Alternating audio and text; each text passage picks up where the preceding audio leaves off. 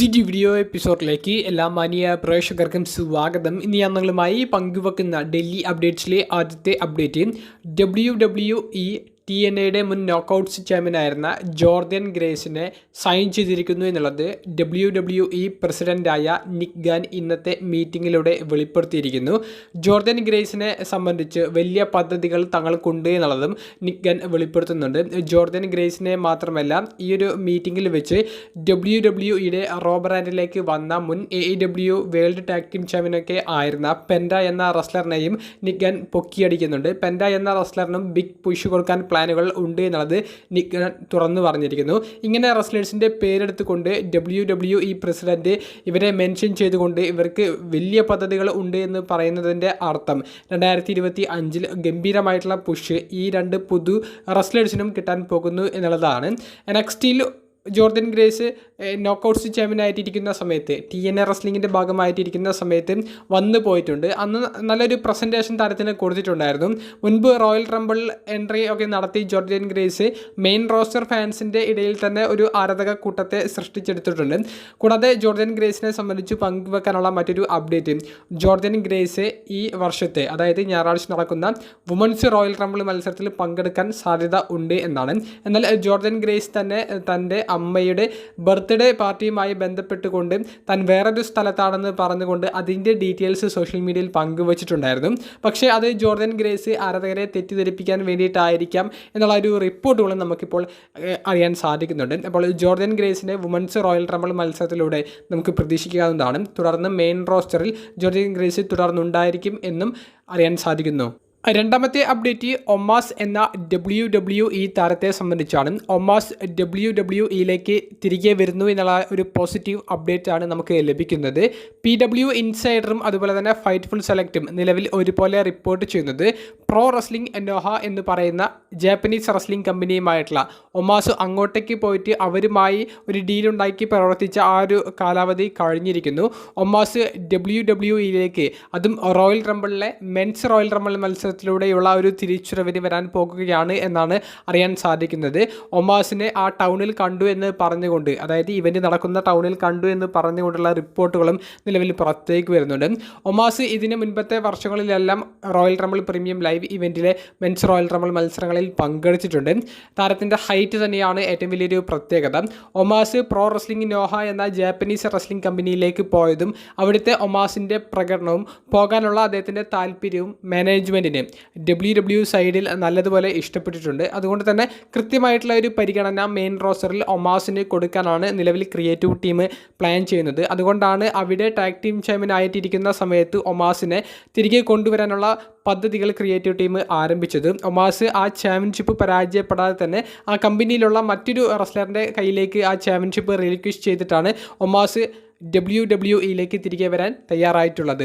ഒമാസിനെയും royal റംബിളിലെ men's royal rumble മത്സരത്തിൽ ഈ വർഷം പ്രതീക്ഷിക്കാം.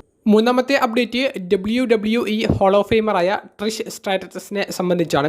ട്രിഷ് സ്ട്രാറ്റസ് ഈ വർഷത്തെ വുമൻസ് റോയൽ റംബിൾ മത്സരങ്ങളിൽ പങ്കെടുക്കാൻ സാധ്യത ഉണ്ടെന്നാണ് നമുക്ക് കേൾക്കാൻ സാധിക്കുന്നത്.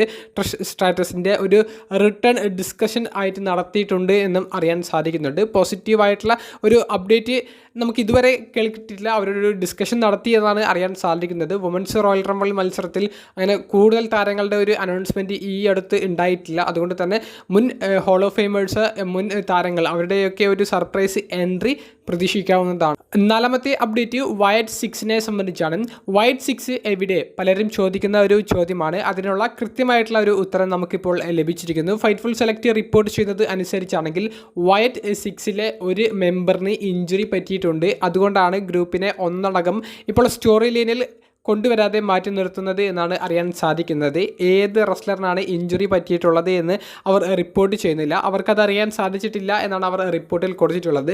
എന്ത് തരത്തിലുള്ള ഇഞ്ചുറിയാണ്, ഈ ഇഞ്ചുറി മാറാൻ എത്ര സമയമെടുക്കും എന്നൊന്നും ആ റിപ്പോർട്ടിൽ അവർ കൊടുത്തിട്ടില്ല.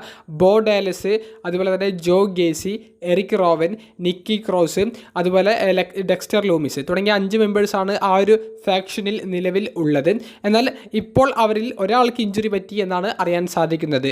വൈഡ് 6 നിലവിൽ സ്മാക്ഡൗൺ ബ്രാൻഡിലേക്ക് മാറ്റപ്പെട്ടു എന്നുള്ളതും നമുക്ക് അറിയാൻ സാധിച്ച ഏറ്റവും അവസാനത്തെ ഒരു WWE സ്റ്റോറി ലൈൻ്റെ ഭാഗമായിട്ടുള്ള ഒരു അപ്ഡേറ്റ് ആയിരുന്നു. പക്ഷേ സ്മാക്ഡൗണിലേക്ക് വന്നതിന് ശേഷം വൈറ്റ് 6നെ നമുക്ക് ഓൺ സ്ക്രീനിൽ കാണാൻ സാധിച്ചിട്ടില്ല. അതിന് മുൻപേ റോയിൽ നിന്ന് അവരെ മാറ്റിയിട്ടുണ്ടായിരുന്നു. അഞ്ചാമത്തെ അപ്ഡേറ്റ് ട്രിപ്പിൾ എച്ച് എന്ന് പറയുന്ന WWE ക്രിയേറ്റീവ് ഹെഡിനെ സംബന്ധിച്ചാണ്. ട്രിപ്പിൾ എച്ച് ഒരു ഹോൾ ഓഫ് ഫെയിമർ ഗ്രൂപ്പിൽ പെട്ടിട്ടുള്ള ആളാണെന്ന് നമുക്ക് എല്ലാവർക്കും അറിയാം. ട്രിപ്പിൾ എച്ചിനെ സിംഗിളായിട്ട് 2025 ഹോൾ ഓഫ് ഫെയിം ഇൻഡക്റ്റീവ് ആയിട്ട് ഇപ്പോൾ WWE സ്ഥിരീകരിച്ചിട്ടുണ്ട്. Triple H 2025 hall of fame ceremony headline ചെയ്യാൻ പോകുന്ന വ്യക്തിയാണെന്നുള്ളതും WWE സ്ഥിരീകരിച്ചിരിക്കുന്നു. ഇന്ന് നടന്ന WWE ടൗൺ ഹാൾ മീറ്റിങ്ങിലാണ് നിക് ഗാൻ എന്ന് പറയുന്ന പ്രസിഡന്റിൻ്റെ മുന്നിൽ വെച്ച് ട്രിപ്പിൾ എച്ച് ഇങ്ങനെ സംസാരിച്ച് നിൽക്കുന്നതിൻ്റെ ഇടയിൽ ആ സർപ്രൈസ് ആയിട്ടുള്ള ഒരു അനൗൺസ്മെൻറ്റ് ദി അണ്ടർടേക്കറും ഷോൺ മൈക്കിൾസും രണ്ടും ഹോൾ ഓഫ് ഫെയിമേഴ്സാണ്. രണ്ടും ട്രിപ്പിൾ എച്ചിൻ്റെ ഉറ്റ സുഹൃത്തുക്കളാണ്. അവർ വന്നിട്ട് നടത്തുന്നത് ആ ഒരു അനൗൺസ്മെൻറ്റ് വെളിപ്പെടുത്തുന്നത് അത് ട്രിപ്പിൾ എച്ചിനെ സംബന്ധിച്ച് വളരെ സർപ്രൈസ് ആയിരുന്നു. ട്രിപ്പിൾ എച്ചിനോട് ഇത്തരത്തിലുള്ള ഒരു അനൗൺസ്മെൻറ്റ് നടത്താൻ പോകുന്നു എന്നുള്ളൊരു വാർത്തയൊന്നും അവർ പങ്കുവച്ചിട്ടുണ്ടായിരുന്നില്ല. ആ ഒരു സമയത്ത് അവർ ആ ഒരു സ്റ്റേജിൽ കയറിക്കൊണ്ട് ട്രിപ്പിൾ എച്ച് ആണ് 2025 ആദ്യ ഹോൾ ഓഫ് ഫെയിം ഇൻഡക്റ്റി എന്നുള്ളത് അനൗൺസ് ചെയ്യുകയായിരുന്നു. അതിനുശേഷം സ്റ്റീഫനി മിക്മാൻ വന്നിട്ട് ട്രിപ്പിൾ എച്ചുമായി ഹഗ് ചെയ്യുന്നതൊക്കെ നമുക്ക് കാണാൻ സാധിച്ചു. 14 തവണ വേൾഡ് ചാമ്പ്യനായ WWE ചാമ്പ്യനായ ട്രിപ്പിൾ എച്ചിന് അർഹിക്കുന്ന അംഗീകാരം തന്നെയാണ്. പക്ഷേ ട്രിപ്പിൾ എച്ച് തന്നെ ആ ഒരു അനൗൺസ്മെൻറ്റ് പുറത്തേക്ക് വിടുന്നതിനേക്കാൾ നല്ലത് ഇത്തരത്തിൽ അദ്ദേഹത്തിൻ്റെ ഒപ്പം പ്രവർത്തിച്ച മുൻ താരങ്ങൾ അവർ പങ്കുവെക്കുന്നതാണ് ബെറ്റർ എന്നുള്ളത് കൊണ്ടാണ് അവർ ഇത്തരത്തിലുള്ള ഒരു മീറ്റിങ്ങിന് ഇടയിൽ അണ്ടർടേക്കറിനെയും ഷോൺ മൈക്കിൾസിനെയും ഒക്കെ കൊണ്ടുവന്നുകൊണ്ട് ഈ ഒരു അനൗൺസ്മെൻറ്റ് നടത്തിയത്.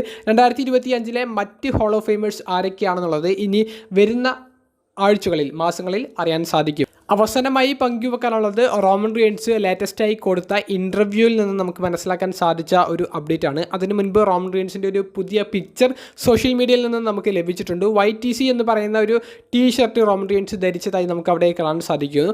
YTC എന്ന അതിൻ്റെ full form your tribal chief എന്നാണ്. അതായത് ഓൺലി ട്രൈബൽ ചീഫ് എന്ന് മാറിക്കൊണ്ട് യുവർ ട്രൈബൽ ചീഫ് എന്നുള്ളൊരു നിക് നെയിം റോമൻ റിയൻസ് പുതുതായി കൊണ്ടുവരാൻ പോകുന്നുണ്ട്. ഇത് മുൻപേ ഞാൻ പങ്കുവെച്ചൊരു അപ്ഡേറ്റ് ആയിരുന്നു. എന്നാൽ ഇപ്പോൾ ഇതാ വീണ്ടും റോമൻ റിയൻസ് ഒരു ടീഷർട്ട് ധരിച്ചു വന്നതുകൊണ്ട് തന്നെ ഈ YTC എന്ന നിക് നെയിമിലൂടെ റോമൻ റിയൻസ് സ്റ്റോറി ആരംഭിക്കാൻ സാധ്യതകൾ ഉണ്ട് എന്നുള്ളത് മനസ്സിലാക്കാൻ സാധിക്കുന്നുണ്ട്. ഇനി പങ്കുവെക്കുന്ന അപ്ഡേറ്റ്സ് ഇൻ്റർവ്യൂവിൽ നിന്ന് റോമൻ റിയൻസ് പങ്കുവെച്ച ചില വാലിഡ് ആയിട്ടുള്ള പോയിന്റുകളാണ്. അതിൽ ഒന്നാമത്തേത് സാമി സെയിൻ്റെ ബ്ലഡ് ലൈനിലെ ഇൻവോൾവ്മെൻറ്റിനെ സംബന്ധിച്ചാണ്.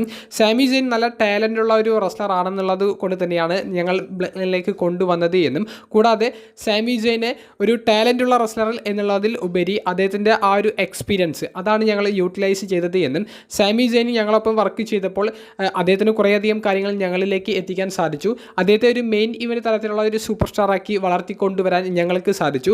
അതായിരുന്നു ആ ഒരു ഡീൽ കൊണ്ട് ഞങ്ങൾ ഉദ്ദേശിച്ചത്. അത് കൃത്യമായി എക്സിക്യൂട്ട് ചെയ്യുന്നതിൽ ഞങ്ങൾക്ക് വിജയിക്കാൻ സാധിച്ചു. അതുകൊണ്ടാണ് സാമി സെയിൻ്റെ ഇൻവോൾവ്മെൻറ്റ് ബ്ലഡ് ലൈനിൽ ഇത്രയും വിജയകരമായത് എന്നുള്ളതും റോമൻ റിയൻസ് പങ്കുവെക്കുന്നുണ്ട്. കൂടാതെ ആ ഇൻ്റർവ്യൂവർ ചോദിച്ച ഒരു ചോദ്യം ഈ ബ്ലഡ് ലൈൻ ഫാക്ഷനിലെ ഏറ്റവും ഫണ്ണിയസ്റ്റ് ആയിട്ടുള്ള റെസ്ലർ ആരാണ് എന്നതാണ്. അതിന് ഒരു സംശയം കൂടാതെ റോമൻ റിയൻസ് പറഞ്ഞ മറുപടി ജിമ്മി ഊസോ ആണെന്നാണ്. അതായത് ഓൺ സ്ക്രീനിലായാലും ഓഫ് സ്ക്രീനിലായാലും എല്ലാ കാര്യങ്ങളെയും പോസിറ്റീവായിട്ട് എടുക്കുന്നത് ജിമ്മി ആണെന്നുള്ളതാണ് റോമൻ റിയൻസ് പങ്കുവെച്ചത്. നമുക്കറിയാം ബ്ലഡ് ലൈനിൽ അവർ ഓൺ സ്ക്രീനിൽ ഏറ്റവും ഫണ്ണിയസ്റ്റ് ആയിട്ടുള്ള റെസ്ലറാക്കി കാണിച്ചത് സാമി സെയിനെയാണ്. പക്ഷേ റോമൻ റിയൻസിൻ്റെ അഭിപ്രായ പ്രകാരം അത് ജിമ്മി ഊസോ ആണെന്നാണ് പറയുന്നത്. നിങ്ങളുടെ പ്രതികരണം കമൻറ്റ് ബോക്സിൽ രേഖപ്പെടുത്തുക. റോമൻ റിയൻസ് കോഡി റോഡ്സ് എന്ന നിലവിലെ അൺഡിസ്പ്യൂട്ടഡ് ചാമ്പ്യനെ സംബന്ധിച്ചും പങ്കുവെക്കുന്നുണ്ട്. ബ്ലഡ് ലൈനുമായിട്ടുള്ള സ്റ്റോറിയാണ് കോഡി റോഡ്സിനെ ഇത്രയും റെലവൻ്റ് ആക്കിയ ആ റെസ്ലറാക്കി മാറ്റിയത്, ഇത്രയും പ്രാധാന്യമുള്ള ഒരു വ്യക്തിയാക്കി മാറ്റിയത് എന്നാണ് റോമൻ റിയൻസ് പറയുന്നത്. ബ്ലഡ് ലൈൻ്റെ കൂടെ നിൽക്കുന്ന അത്രയും പ്രാധാന്യം കോഡി റോഡ്സിന് ഇനി കിട്ടില്ല എന്നുള്ളതും റോമൻ റിയൻസ് പറയുന്നുണ്ട്. ബ്ലഡ് ലൈൻ ആയിരുന്നു എല്ലാതും. കോഡിയെ ഇപ്പോഴത്തെ കോടിയാക്കിയത് ബ്ലഡ് ലൈൻ ആയിരുന്നു. കോടി ഇപ്പോൾ ചാമ്പ്യനായിട്ട് നിൽക്കുന്നുണ്ട് എന്ന് പറഞ്ഞാലും ബ്ലഡ് ലൈൻ്റെ കൂടെ അല്ലെങ്കിൽ ആ സ്റ്റോറി ചെയ്യുന്ന സമയത്ത് കോടിക്ക് ലഭിച്ചൊരു പ്രാധാന്യമുണ്ട്. അത് അദ്ദേഹത്തിന് ഒരിക്കലും ഇനി ലഭിക്കാൻ പോകുന്നില്ല എന്നുള്ളതും റോമൻ റിയൻസ് പറയുന്നുണ്ട്. അത് കോടിക്കുള്ള ഒരു വെല്ലുവിളി പോലെ റോമൻ റിയൻസ് ആയ ഇൻ്റർവ്യൂവിൽ പറഞ്ഞതായിരിക്കാം.